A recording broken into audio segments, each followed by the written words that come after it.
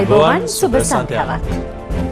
පැත්තකියත් ඇත්ත කියන හිරු රාත්‍රී 7 ප්‍රධාන පුවත් ප්‍රකාශය සමගින් මම බුද්ධිධනුකාභය සිංහ. මම ප්‍රසාදිනි මන්තකා විජේරත්න. ප්‍රථමයෙන් හිරු ප්‍රවෘත්ති සිරස්තල.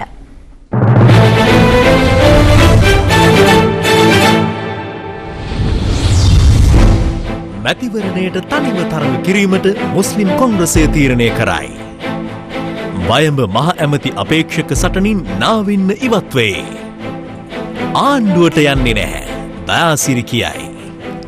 ගුරුවරිය දනගැස්සූ සරත් කුමාර අපේක්ෂක පරීක්ෂණයට.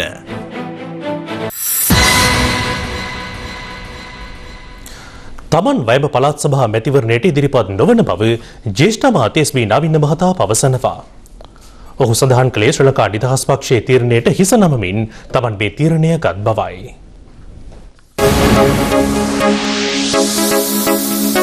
දවසේ පුවත. ඉදිරි වයඹ පළාත් සභා මැතිවරණයට තරඟ කිරීමේ සිය අපේක්ෂාව පිළිබඳ ජ්‍යෙෂ්ඨ අමාත්‍ය එස්.බී. නවීන මහතා පළමුවරට සිය පාක්ෂිකයින් දැනුවත් කළේ පෙරේදා දිනේ. එහිදී අමාත්‍යවරයා පැවසුවේ ඔහුගේ එම තීරණයට ජනාධිපතිවරයාගේ සහ පළාතේ මහජන නියෝජිතයින්ගේ ඉල්ලීම හේතු වූ බවයි. මම කල්පනා කළා මේ දිස්ත්‍රික්කයේ පාර්ලිමේන්තුවේ ඒ සියලු නියෝජනයන්ගෙන් මම ඇහුවා ආනෝන කිව්වා 90% එන්න මේක නැවත පළාත් සභාවක් වාගේ ශක්තිමත්ව ගෙන යාමට ශක්තියක් වෙන්න එන්න කියලා. ඊළඟට ජනාධිපතිතුමා මයෙන් ඇහුවා පාර්ලිමේන්තුව වාගේ වරප්‍රසාද රාශියක් තියෙන ස්ථානයකින් පල්ලෙහා තියෙන පළාත් සභාවට එක මන්ත්‍රීවරයෙක්වත් දෙන්නේ නැහැ. නායකයෙක් අහන්නෙත් නැහැ. බැරි අවස්ථා දෙකක මම ආවා. එතුමා හිතන්නේ නැති මේ අවස්ථාවේ මේ තියෙන ප්‍රශ්න මැද આવොත් හොඳයි කියලා මම බෑ කිව්වේ නැහැ. නාවින්න මහතා අද වන විට සිය ස්ථාවරය වෙනස් කරගෙන තිබෙනවා. අපේ පක්ෂයේ ලේකම්තුමා දන්නවා පාර්ලිමේන්තුවේ ඉන්න අපේ පක්ෂයෙන් ඉල්ලන්න බෑ කියලා. ඒ අනුව පක්ෂයේ තීන්දුව ඉස්සරමලා මම මේ ලයිස්ට්ෙන් ඉවත් වුණා. ඊයේ තමයි මේ තීන්දුව අරන් තියෙන්නේ. පක්ෂයේ උපසභාපතිවරයෙකු වන එස්.බී. නාවින්න මහතා ශ්‍රී ලංකා නිදහස් පක්ෂයේ ගන්නා ලද තීරණ පිළිබඳ නොදැන සිටියේද? ඇත්තටම මම නැති අවස්ථාවක් තමයි මම නැති කියන්නේ මට දන්නේ නැහැ එහෙම. එහෙනම් මම කල්ලාතෝක ලෑස්ති නැහැ. එහෙම තීන්දුවක් ගත්ත බව දන්නේ නැහැ. ඊයේ කිව්වන් පස්සේ තමයි දැනගත්තේ. ඉතින් ඊට පස්සේ මම තීන්දුව කළා. පක්ෂයේ එහෙම තීන්දුවක් තියෙනවා මම පළාත් සභාවේ හිටපු ප්‍රධාන අමාත්‍ය අතුල විජේසිංහ මහතා අද ශ්‍රී ලංකා නිදහස් පක්ෂ මුලස්ථානයේ පැවති පළාත් සභා අපේක්ෂකයින් තෝරා ගැනීමේ සම්මුඛ පරීක්ෂණයට සහභාගී වුණා. එහිදී අදහස් දැක්වූ අතුල විජේසිංහ මහතා අපව කැඳවලා තියෙනවා නාම යෝජනා සම්මුඛ පරීක්ෂණයක. ඉතින් ඒ සඳහා අපි පැමිණලා හිටියා. අපි ඒ සඳහා පෙනී හිටියා. ඒක දැන් අවසන්. ඉදිරියට පක්ෂයේ මධ්‍යම කාරක සභාව විසින් තීන්දුව කරයි අපේක්ෂකයෝ කවුද කියන එක. එතනදී තමයි අපි ඊට පස්සේ අත්සන් කරන්නේ මේ පිළිබඳව. පක්ෂයේ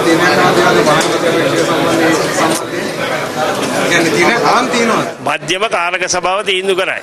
වයඹ පළාත් සභා මැතිවරණයේදී එක්සත් ජනතා නිදහස් සන්ධානයේ ප්‍රධාන අමාත්‍ය ධුර අපේක්ෂකයා ලෙස එක්සත් ජාතික පක්ෂ පාර්ලිමේන්තු මන්ත්‍රී දයාසිරි ජයසේකර මහතා ඉදිරිපත් වීමේ සූදානමක් පිළිබඳවද මේ වන විට විවිධ මත පළවනවා.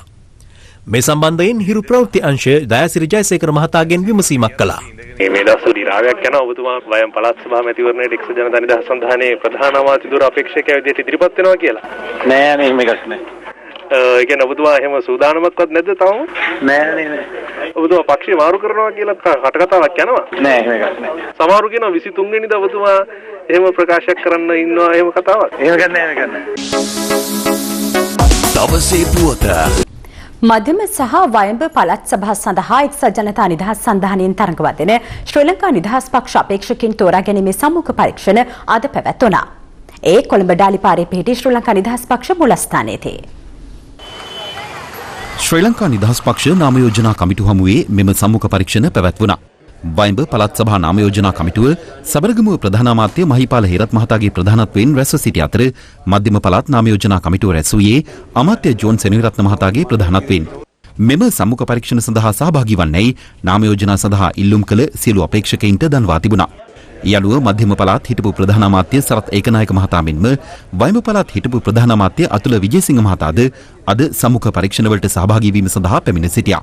හිටපු පළාත් අමාත්‍යවරුන් හිටපු පළාත් සභා මන්ත්‍රීවරුන් මෙන්ම නවක අපේක්ෂකයින්ද සම්මුඛ පරීක්ෂණ සඳහා සහභාගී වීමට පැමිණ සිටිනු දක්නට ලැබුණා. අවංකත්වය සාධාරණත්වය උඩ ඔවුන්ගේ සුදුසුකම් අනුව නව අපේක්ෂකයනුත් සමග බලාපොරොත්තු වෙනවා එක්සත් ජනතා නිදහස් සන්ධානයේ ශ්‍රී ලංකා නිදහස් පක්ෂයේ අපේක්ෂකයන් තෝරන්න. පක්ෂයේ ගෞරව ආරක්ෂා වෙන පරිදි කටයුතු කරන හැම කෙනෙකුටම මේ සම්මුඛ පරීක්ෂණයේ තැනක් දෙන්නයි කියලා අපිට උපදෙස් දීලා තියෙනවා. මේ අතර ගුරුවරියක් දනගස්වා පහර දීමට තැත් කළේ යයි රක්ෂිත බන්ධනාගාරගත කර පසුව අපමත නිදහස් වූ හිටපු වයඹ පළාත් සභා මන්ත්‍රී ආනන්ද සරත් කුමාර මහතාද සම්මුඛ පරීක්ෂණයට පෙනී සිටීම සඳහා අද මෙම ස්ථානයට පැමිණියා. ඉල්ලනෙම පේන්න හිටපල්ලා කිව්වා. මොනවාද? සභාපතිතුමගේ සංගමයේ සභාපතිතුමා මන්ත්‍රී මොකද යන්නේ? ඔව් මේ අවස්ථාවේ මට කැඳවීමක් ලැබලා තියෙනවා. මම ඉතින් විශ්වාස කරනවා ඉල්ලපු මැතිවරණ හැම එකක්ම ජයග්‍රහණය කරපු කෙනෙක් හැටියට මට ඉදිරියේදී ශ්‍රී ලංකා නිදහස් පක්ෂේ සාධාරණයක් ඉෂ්ට කරයි කියන දැඩි විශ්වාසයක් තියෙනවා. දුෂ්ට දේශපාලන කුමන්ත්‍රණයක් කරා තමයි මේ සිදුවීම උනේ. අධිකරණයෙන් මම විශ්වාස කරනවා නිදහස් කොට මම නිදහස් වෙනවා කියලා. ඒ නිසා මගේ වැරදක් නැති නිසා ඒ කියන්නේ මට සැකයක් නැහැ අතරවත්. මා වෙනුවෙන් යුක්තියක් සාධාරණයක් ඉෂ්ට කරයි. වයඹ මධ්‍යම සහ උතුරු පළාත් සභා මැතිවරණ සඳහා තනිව තරඟ කිරීමට ශ්‍රී ලංකා මුස්ලිම් කොංග්‍රසය තීරණය කර තිබෙනවා. එහි ජාතික සංවිධායක සෆීක් රජබ්දීන් මහතා පැවසුවේ පක්ෂයේ උත්තරීතර මණ්ඩලය විසින් මෙම තීරණයට එළඹි බවයි. ශ්‍රී ලංකා මුස්ලිම් කොංග්‍රසය ඊයේ උත්තරීතර සභාව හමු වුණා. නායකතුමා උපදෙස් දීපු ආකාරයේ මුස්ලිම් කොංග්‍රසයේ සූදානම් වෙන්න ඕනේ මේ ඉදිරි කාලයේ මැතිවරණයට තනියම තරඟ කරලා ස්වාධීන පක්ෂයක් හැටියට ගාල් අංචනයේ ඉල්ලීමට සූදානම් වෙන්න. ඒ වගේම ආණ්ඩුවේ කොටස්කාරයෙක් හැටියට ආණ්ඩුව ඉවත් වෙන්නේ නැතුව ආණ්ඩුවේ තියෙන අඩිපාඩු ටික ආණ්ඩුවේ ඉඳගෙන මේ මැතිවරණයට අපි සූදානම් වෙනවා. උතුරුමැද පළාත් සභා පාසල්වල 6 වෙනි ශ්‍රේණියේ සිංහල භාෂා ප්‍රශ්න පත්‍රය සමග උත්තර පත්‍රයේද මුද්‍රණය කර බෙදා දීම නිසා අද පැවැත්වීමට නියමිතව තිබූ විභාග කටයුතු අවලංගු කිරීමට සිදු වුණා. පාසල් බලධාරීන් පැවසුවේ මෙම ප්‍රශ්න පත්‍රය ලබන 30 වෙනිදාට පෙර යලි ලබා දෙන බවයි. උතුරුමැද පළාතේ සියලුම පාසල්වල 6 වෙනි ශ්‍රේණියේ සිසුන් සඳහා වාර විභාගය අද දිනේ ආරම්භ කෙරුණු අතර සිංහල භාෂාව හා සාහිත්‍ය ප්‍රශ්න පත්‍රයට පිළිතුරු සැපීම අදට යෙදී තිබුණා. එහි බහුවර්ණ ප්‍රශ්න පත්‍රයේ දෙවන කොටසේ ප්‍රශ්නවලට පිළිතුරුද මුද්‍රණය කර තිබූ ආකාරයයි මේ.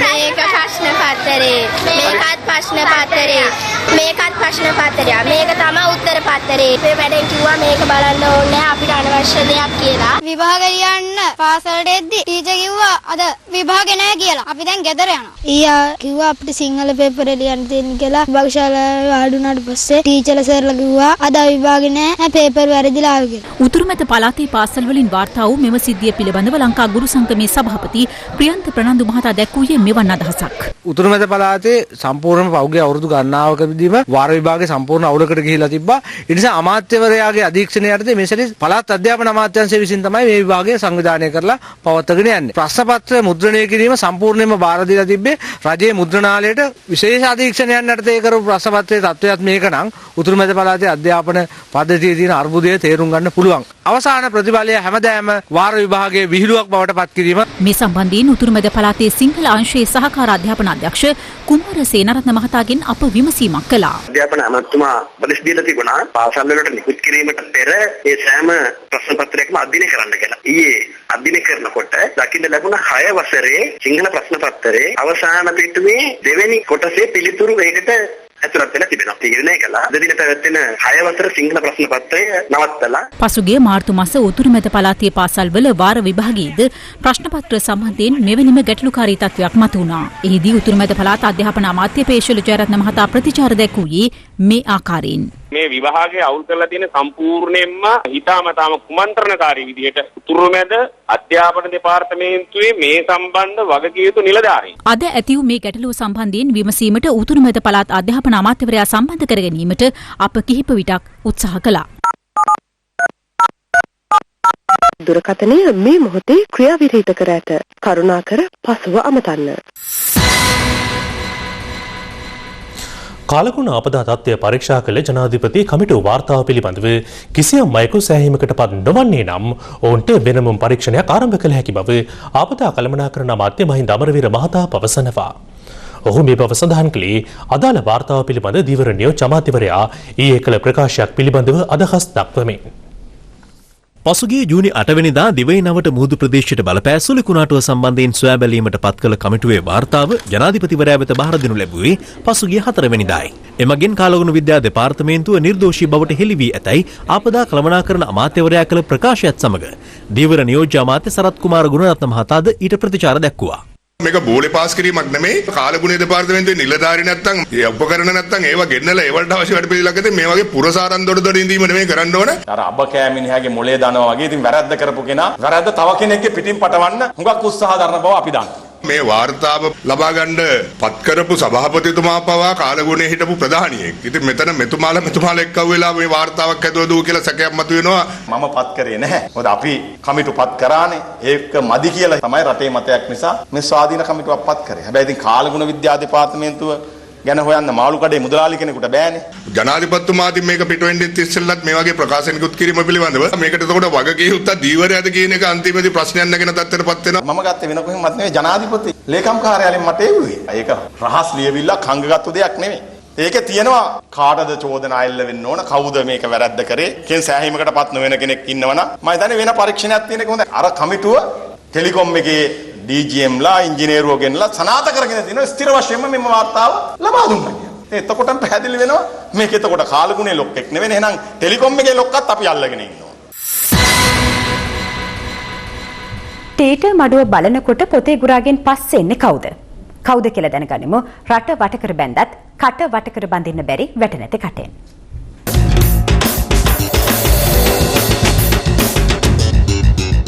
හිටපු මහමැතිවරු කියනවා අරු ආවොත් මේ සැරේ දිගාරින්නම් උගේ පැටිකිරිය කියනවා. අලුතෙන් එන්න ඉන්නේ උන් කියනවා. අපි කියන්නම් හිටපුවුන්ගේ පැටිකිරිය කියලා. පහුගිය කාලේ ජනතාවගේ පැත්තට පස්සරවපු හාදියෝ දැන් මලගෙවල් හොයා යනවා. දැන් මේ පළාතේ ඉන්න ඔක්කොම මහමැතිවරු 10ක් ගියොත් ජනතාව ළඟට ඒ 10ම කියනවා මම තමයි මහමැතිවරයා. තමුන්නාසෙලා බලලා ඇති අර ගමේ ටීටර් මඩු ඉස්සර තිබුණා. ජහුට කියලාත් කියනවා. ජහුට බලන්න ගියාම ඉස්සල්ලාම කෝලම නටාගෙන යනවා. ඊළඟට එනවා පොතේ ගුරා. ඊළඟට තමයි ප්‍රධාන නළුවා මණ්ඩපයට පිවිසේ. ඒක තවම ආවේ. නොමිනේෂන් එක අස්සම් කරපුවාම ප්‍රධාන නළුවා කවුද කියන එක බොහොම පැහැදිලිව දැනගන්නට හම්බ වෙයි. මම වයිබ පළාතේ මහමැති පදවියට ඡන්දිල්ලන්න යනවට කැමති නම් තමුන්නාන්සේලා නැගිටින්න. නැගිටලා තමුන්නාන්සේලාගේ අදහස් ප්‍රකාශ කරන්න. මේක බලපොරයක් නෙමෙයි. මේක වගකීමක්. මේ ආණ්ඩුවේ ඇමතිවරු, මේ ආණ්ඩුවේ කොටස්කාරයෝ කෑ ගැහුවා 13 වෙනි සංශෝධනයේ බලතල අඩු කරන්නේ නැතුව ඡන්දේ තියන්න දෙන්නේ නැහැ කියලා. 13 වෙනි ආණ්ඩු ක්‍රම ව්‍යවස්ථා සංශෝධනයේ බලතල අපි කියන අඩු කරන්න ඕනි කියලා. ඒ අඩු කරන්න කියන්නේ මේ රටට උතුර වෙන කාගවත් ආණ්ඩුවක් හදන්න බෑ. උතුරේ ඡන්දෙන් ආණ්ඩුව පරදිනේක සිද්ධ වෙන නිසා මධ්‍යමයි වයඹයි උකසට තියෙනවා. මධ්‍යම නම් අපි කොහොම හරි දිනනවා. දියන්න පුළුවන් නම් ඉස්සත් නායක මැතිතුමාට පස්වෙන්ද ඔය පාර්ලිමේන්තුවෙන් අස්සලා ඇවිල්ලා මධ්‍යම පළාතේ මහමැති අපේක්ෂකයා වශයෙන් ඉල්ලන්නේ. මේ මධ්‍යම පළාත් මැතිවරණය අනිවාර්යයෙන්ම ආණ්ඩුව ජයග්‍රහණය කරනවා. නුවර පැත්තේම ගහලා තියෙනවා. පියා ගියා මග යන්න. පුතාපත් කරන්න. අප්පොච්චි පාර්ලිමේන්තුවේ නම් පුතා පළාත් සභාවේ. යකායි කතාව නේක. පියා යන අඩිපාර හරිත් නැහැ. පුතා කොයි පාරේ ගියාද කියලා දන්නෙත් නැහැ.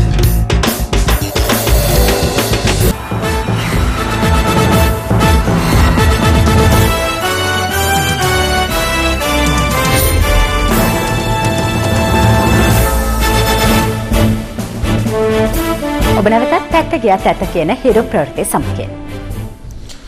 හිටපු අගවිනිසුරු ආචාර්ය ශිරාණි බණ්ඩාරනායක මහත්මිය දුරෙන් පහ කිරීමට පදනම් වූ වාර්තාව අහෝසි කරමින් අභියාචනාධිකරණය දුන් තීන්දුවට එරෙහි අභියාචනය විභාග කිරීමට ශ්‍රේෂ්ඨාධිකරණය අද තීරණය කළා. නීතිපතිවරයා විසින් ගොනු කළ මෙම අභියාචනයට එරෙහිව නැවත ගොනු කළ මූලික විරෝධතා මෝසමක්ද මෙහිදී ප්‍රතික්ෂේප කෙරුණා. නීතිපතිවරයාගේ විශේෂ අභියාචනය ඇතුළු පෙත්සම් 10ක් අද සලකා බැලුනේ පංචපුද්ගල ශ්‍රේෂ්ඨාධිකරණ විනිසුරු මඩුල්ලක් හමුවේ. නීතිපතිවරයා මෙම අභියාචනය ගොනු කර තිබෙන්නේ හිටපු අගවිනිසුරු ආචාර්ය ශිරාණි බණ්ඩාරනායක මහත්මිය දුරෙන් පහ කිරීමට පදනම් වූ වාර්තාව අහෝසි කරමින් අභියාචනාධිකරණය ලබා දුන් රිට් ආඥාව බලරහිත කරන ලෙස ඉල්ලා සිටිමින්. කෙසේ වෙතත් පෙත්සම විභාගයට ගැනීමට එරෙහිව විජිත හේරත් සහ ආර් සම්බන්ධන් යන පාර්ලිමේන්තු මන්ත්‍රීවරුන් වෙනුවෙන් පෙනී සිටි නීතිඥයින් මූලික විරෝධතා නැවත ගොනු කළේ මීට පෙර එම විරෝධතා ප්‍රතික්ෂේප වීම හේතුවෙන්. හිටපු අගවිනිසුරුවරිය දුරෙන් පහ කළ වාර්තාව අහෝසි කළ අභ්‍යාචනාධිකරණ තීන්දුව පොදු රාජ්‍ය මණ්ඩලය ඇතුළු ජාත්‍යන්තරයේම පිළිගැනීමට ලක්ව තිබෙන බව එහිදී නීතිඥයින් සඳහන් කළා. කෙසේ වෙතත් එම මූලික විරෝධතාව ප්‍රතික්ෂේප කරමින් විනිසුරු මඩුල්ල තීරණය කළේ නීතිපතිවරයාගේ විශේෂ අභියාචනය සැප්තැම්බර් 26 වෙනිදා විභාගයට ගැනීමටයි. ඊට අමතරව හිටපු අගවිනිසුරුවරියට පක්ෂව හා විපක්ෂව ගොනු කළ තවත් පෙත්සම් 8ක් ලබන 25 වෙනිදා විභාගයට ගැනීමටද ශ්‍රේෂ්ඨාධිකරණයේ තීරණය කළා. එදිනම අගමිනිසුරු මොහන් පීරිස් මහතාගේ පත්වීම අභියෝගයට ලක් කරමින් විකල්ප ප්‍රතිපත්ති කේන්ද්‍රයේ ගොනු කළ පෙත්සමද ශ්‍රේෂ්ඨාධිකරණයේදී විභාගයට ගැනීමට නියමිතයි. අතුරුදන් වූ බවට පැවසෙන මාධ්‍යවේදී ප්‍රගීත් එක්නැලිගොඩ නඩුවට අදාළව පාර්ලිමේන්තු මන්ත්‍රී අරුත්තික ප්‍රනාන්දු මහතාගෙන් සාක්ෂි කැඳවීම අද හෝමාගම මහේස්ත්‍රාත් අධිකරණයේදී සිදු වුණා. ඒ අදාළ නඩුව අද යලි කැඳවූ අවස්ථාවේදී මාධ්‍යවේදී ප්‍රගීත් එක්නැලිගොඩ මහතාගේ අතුරුදන් වීම සම්බන්ධයෙන් වූ නඩුවේදී අද සාක්ෂි ලබා දීම සඳහා පාර්ලිමේන්තු මන්ත්‍රී අරුන්දික ප්‍රනාන්දු මහතා අධිකරණයට පැමිණ සිටියා. මන්ත්‍රීවරයා සාක්ෂි ලබා දෙමින් පැවසුවේ ප්‍රංශයේ සංචාරයක නිරත වෙමින් සිටියේදී මංජුල වෙඩිවර්ධන තමාට එක්නැලිගොඩ මහතා පෙන් වූ බවයි. එහිදී පැමිණිල්ල වෙනුවෙන් පෙනී සිටි නීතිඥ පුල් කුමාරපෙරුම මහතා ලංකාවට පැමිණි පසු ඒ සම්බන්ධයෙන් ගත් ක්‍රියාමාර්ගය කුමක්දයි මන්ත්‍රීවරයාගෙන් විමසා සිටියා. ඊට පිළිතුරු දුන් මන්ත්‍රීවරයා පැවසුවේ තමා දුටු දෙය මෙරට ආරක්ෂාව හා බලය සම්බන්ධ ඉහළ පුද්ගලයෙකුට දැනුම් දුන් බවයි. ඊට අමතරව එක්නැලිගොඩ මහතා බෙල්ජියමේ ජීවත් වන බවට ජනතා විමුක්ති පෙරමුණේ පාර්ලිමේන්තු මන්ත්‍රී සුනිල් හඳුන්නැති මහතා තමාට ප්‍රකාශ කළ බව අරුන්දික ප්‍රනාන්දු මහතා අද අධිකරණයට පවසා තිබෙනවා. මේ සියලුම මාධ්‍ය කණ්ඩායම් පිටරටවල් වලට ගිහිල්ලා ඉන්නේ ඒ අයගේ අනාගත සුබ සාධනය සඳහා. ඒක නිසා බොරුවට රජයට මේ චෝදනා කරනවා. අපේ රටේ විදේශ තානාපති අංශ වලට ලොකු වගකීමක් තියෙනවා මේ පිළිබඳව හරි පරීක්ෂණ කළ ජනතාවට ඇත්ත කියන්න. අද එතුමාගේ සාක්ෂි අවසන් කළේ නැහැ. එතුමා අද දවසේ දීපු සාක්ෂි වලිනුත් නිශ්චිත කරුණු එතුමා හෙළි කළේ නැහැ. අදාළ නඩුව ලබන මාස 21 වෙනිදා දක්වා කල් තැබුණු අතර අරුන්දික ප්‍රනාන්දු මන්ත්‍රීවරයාට එදින අධිකරණය හමුවේ පෙනී සිටින ලෙසද මහේස්ත්‍රාත්වරයා අද නියෝග කළා. මින්නේරිය ජාතික වනෝද්‍යානයට ඈත් අලියෙකු ඊයේ රාත්‍රියේ කොළඹ මඩකලපුව ප්‍රධාන මාර්ගයේදී බසයක ගැටීමෙන් මිය ගියා. මෙහිදී අනතුරට ලක් වූ බසේ රියදුරු බරපතල තුවාල ලැබුව අතර මගින් 6 දිනෙකුද තුවාල ලබා රෝහල්ගත කෙරුණා. මෙම අනතුර සිදු වූයේ කොළඹ මඩකලපුව ප්‍රධාන මාර්ගයේ 7 කනුව දේවාලය අසලයි. දේවාලයෙන් නිවතලන පළතුරු ආහාරයට ගැනීමට හුරු වී සිටි අලියා ඊයේ රාත්‍රියේ 8ට පමණ දේවාලය වෙත පැමිණියා. මෙහිදී කදුරුවෙල සිට කොළඹ බලා ධාවනය වෙමින් තිබූ බස් රථය පාලනය කර ගැනීමට නොහැකි වීමෙන් අනතුරට ලක් වුණා. අනතුර සිදුවීමත් සමග ප්‍රදේශවාසීන් තුවාලකරුවන් රෝහල්ගත කරනු ලැබූ අතර පශු වෛද්‍ය නිලධාරිය ඇතුළු වෛද්‍ය කණ්ඩායම් දරූ උත්සාහය ව්‍යර්ථ කරමින් අලියා අවසන් හුස්ම හෙළුවා. අවුරුදු 20ක් 22ක් පමණ වයස මේ අලියා පක්ෂාඝාත තත්ත්වයට ඇති වුණා. අපි බෙහෙත් ගන්න පටන් ගන්න පැයකින් විතර පස්සේ මිය ගියා. ඊතර මහත්වරණ බුද්ධිමත්ව ක්‍රියා කරොත් මේ වගේ ඛේදවාචක අපිට වළක්වා ගන්න පුළුවන්. මේ අතර රෝහල්ගත කෙරුණු මගින් 4 දිනක අද උදෑසන සුවය ලබා පිටත්ව ගොස් ඇති අතර ආරංචි මාර්ග පවසන්නේ බරපතල තුවාල ලැබූ රියදුරු ඇතුළු මගින් 2 දිනක වැඩිදුර ප්‍රතිකාර ලබන බවයි. දැන් තව දේශපුවත් කිහිපයක් සමගින් රටවටා හිරු. රටවටා හිරු. කොළඹ 7 ග්‍රෙගරි පාර හිටපු කීර්තිමත් දේශපාලඥයෙකු වූ ආර්.ජී. සේනානායක මහතාගේ නමින් නම් කිරීම අද පෙරවරුවේ ජනාධිපති මහින්ද රාජපක්ෂ මහතා අතින් සිදු කෙරුණා. ජාතික ගමනාගමන කොමිසම සහ බස් සංගම් 17කට එරෙහිව සිවිල් නඩුවක් පැවරීමට තමන් කටයුතු කරන බව ලංකා පෞද්ගලික බස් රථ හිමියන්ගේ සංගමේ සභාපතිවරයා අද පැවති මාධ්‍ය හමුවකදී සඳහන් කළා. අද අලියුම්ම කටුනායක ගුවන්තොටුපළ රේගුව ව්‍යාපාරිකයෙකු අත්අඩංගුවට ගත්තේ රුපියල් කෝටි 2කට අධික යූරෝ සහ ස්විස් ෆ්‍රැන්ක් මුදල් තොගයක් උපත් පාලන කොපුවල බහා ගුද මාර්ගයේ සංගවා සිංගප්පූරුවට යාමට උත්සාහ කිරීමේදී කොළඹ මහනගර සභාවේ දෙමටකොඩ මස් මඩුව අසල නවතා තිබූ ලොරි රථයකට ඊයේ රාත්‍රියේ සිවුරු ඇඳගත් තිදෙනෙකු ගිනි තැබූ බව ලොරියේ හිමිකරුවන් පවසනවා. අම්බලන්ගොඩ කහව ප්‍රදේශයේ ගොඩගම මුහුදු වෙරළට අඩි 35ක පමණ දිග මියගිය තල්මසකුගේ සිරුරක් ගොඩගසා තිබූ අතර පසුව එය එම ස්ථානයෙන් ඉවත් කිරීමට පියවරගෙන තිබෙනවා. රටවටා හිරු.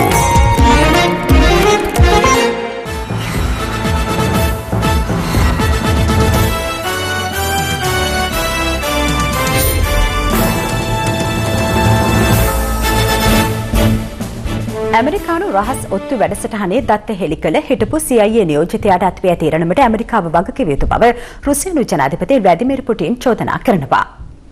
එඩ්වඩ් ස්නෝඩන් සිදු කරන ඇමරිකානු විරෝධී ක්‍රියා නතර කළහොත් ඔහුට රුසියාවේ නතර වීමට අවසර ලබා දෙන බව රුසියානු ජනාධිපතිවරයා නැවත වතාවක් මෙහිදී අවධාරණය කළා.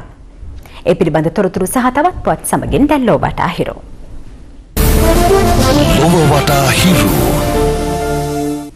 මෙවැනි විට රුසියාවේ මොස්කව් වගනුවර ගුවන්තොටුපොලේ මගී හුවමාරු පර්යන්තයේ රැඳී සිටින එඩ්වඩ් ස්නෝඩන් හැකි ඉක්මනින් එම පරිශ්‍රයෙන් ඉවත් ව යයි කියා තමා විශ්වාස කරන බව රුසියානු ජනාධිපති ව්ලාඩිමිර් පුටින් පවසනවා.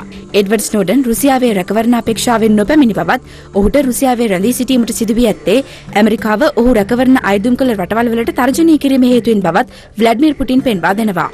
වයසට යෑමත් සමග ඕනෑම පුද්ගලයෙකුට අමතක වීම සහ වැරදි වීම සිදුවනවා. මේ ලොව සුපිරි බලවතුකුව සිටි ඇමරිකාවේ හිටපු ජනාධිපති ජෝර්ජ් H.W. බුෂ්ට සිදු වූ එවැනි එක් වැරදීමක්. ඊයේ හොඳම ස්වේච්ඡා සේවකින් සඳහා පැවති සම්මාන උළෙලකට ඔහු මෙසේ එක්ව සිටියේ මේස් කුට්ටම් වර්ග දෙකකින් පැළඳගෙනයි. වයස අවුරුදු 89ක් වූ ජ්‍යෙෂ්ඨ බුෂ්ට මෙය පැළඳ වූයේද පැළඳගත්තේද යන තොරතුරු වාර්තා වී නැහැ. චීනයේ ඇන්හුයි ප්‍රදේශයේ ගොඩනැගිලි දෙකක් අතර පැය 8ක් තිස්සේ සිරිවී සිටි කාන්තාවක් බේරා ගැනීමට ගිනි නිවන බටෙන් සමත් වුණා. එම කාන්තාව මුදා ගැනීමේ මෙහෙයුමට ගත වී ඇති කාලය පැය 4ක්.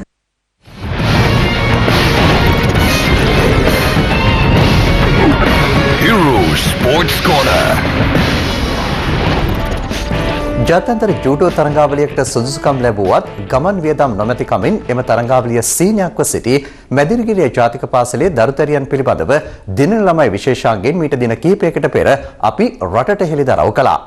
ඉන් එක් දරුවෙකු හෙට දිනේදී චීනය බලා පිටත් වීමට නියමිතව සිටියත් ඒ සඳහා අවශ්‍ය ගමන් වියදම් ඊයේ වනතුරුත් ඔහු සතුව තිබුණේ නැහැ. හිරු ස්පෝර්ට්ස් කෝණ තුලින් මේ පොත දුටු ව්‍යාපාරික ආයතනයක් ඊයේ මැදිරිගිරියට ගියේ මේ දරුවන්ගේ ජීවිත කාලයේ අසන්නට ලැබුණු ප්‍රීතිදායකම ආරංචියක්ද සමගින්.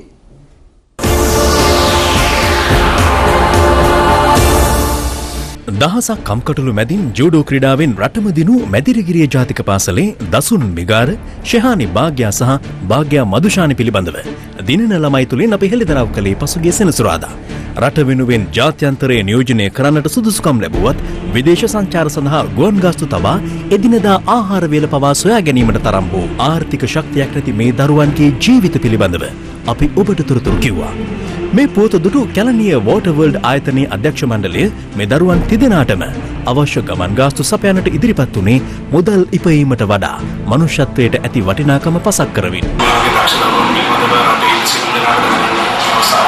පොටවල ආයතනයේ සියලු ආයතන වලට එවැනි හොඳ කර්තව්‍යයන් වලට සහභාගී වෙන අවස්ථාව ලබා දීම අපි ස්තුතිවන්තන් කැමති ප්‍රවෘත්ති අංශයට තම සහෝදර සිසුවියන්ට උදව් කිරීමට පැමිණෙන මේ ආයතනයේ නියෝජිතයින් පිළිගන්නට මැදිරිගිරිය ජාතික පාසලේ දරුවන් පෙළගැසී සිටියේ මෙලෙසින්.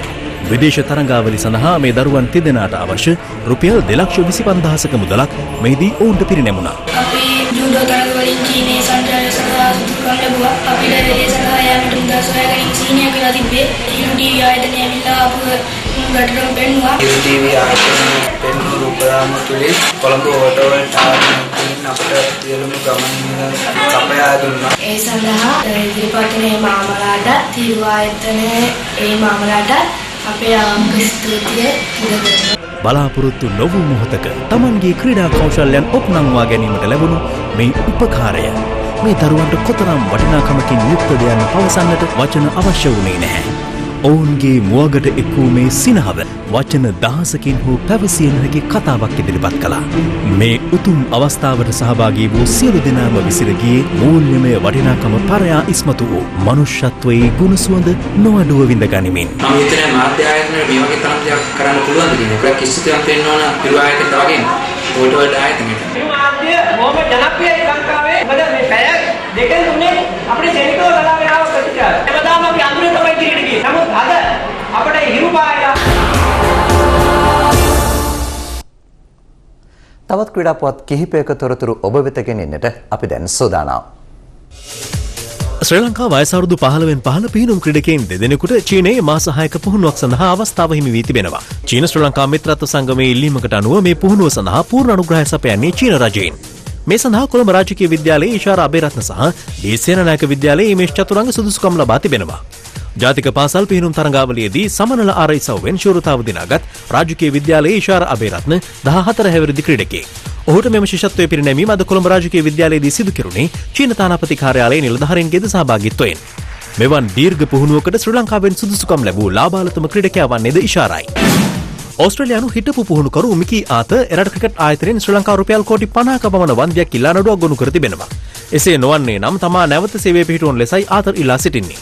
චැම්පියන්ස් කුසලාන එක්දින තරඟාවලියේ පළමුවටෙන් ඕස්ට්‍රේලියාව ඉවත් වීමත් සමග හිටපු පුහුණුකරු මිකි ආතරගේ සේවය අත්හිටුවීමට එරට ක්‍රිකට් බලධාරීන් පියවර ගත්තා. ඒ ඔහුගේ කොන්ත්‍රාත්තු කාලයෙන් වසර 2ක් ඉතිරිව තිබේදී. කණ්ඩායමේ ක්‍රීඩකයින් සමග ගැටුම් ඇති කර ගැනීම, විනය විරෝධී ක්‍රියා හා කණ්ඩායමේ දුර්වල ක්‍රීඩා විලාසය පිළිබඳව වගකීමක් නොදැරීම වැනි චෝදනාද ආතරට එල්ල වී තිබෙනවා.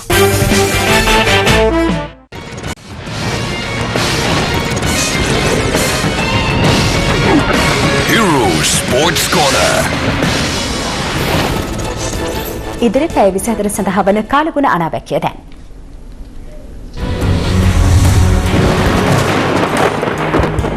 ඉදිරි පැය 24 සඳහා නිකුත් කළ කාලගුණ අනාවැකිය දැක්වෙන්නේ මධ්‍යම සබරගමුව බස්නාහිර හා දකුණු පළාත්වල ගිගුරුම් සහිත වැසිමෙන්ම අකුණුද ඇතිවිය හැකි බැවින් ජනතාව අවධානයෙන් සිටිය යුතු බවයි. තවද මෙම ස්ථානවල තද සුළං ඇතිවිය හැකි බව කාලගුණ නිවේදනයේ සඳහන්. මාතර සිට පොතුවිල් දක්වා වන දිවයිනේ ගිනිකොන දෙසින් වෙරළට ඔබ්බෙන් වන මුහුදු ප්‍රදේශවල සුළඟේ වේගය පැයට කිලෝමීටර් 60ක් පමණ විය හැකි බව එම අනාවැකියේ වැඩිදුරටත් සඳහන්.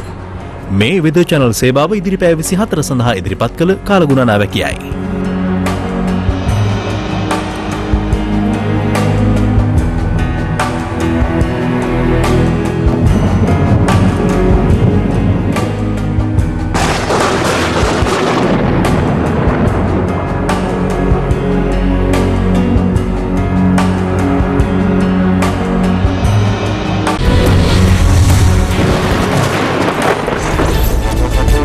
හිරු රාත්‍රී 7 ප්‍රධාන පුවත් ප්‍රකාශයේ නිමාවට පත්වනවා.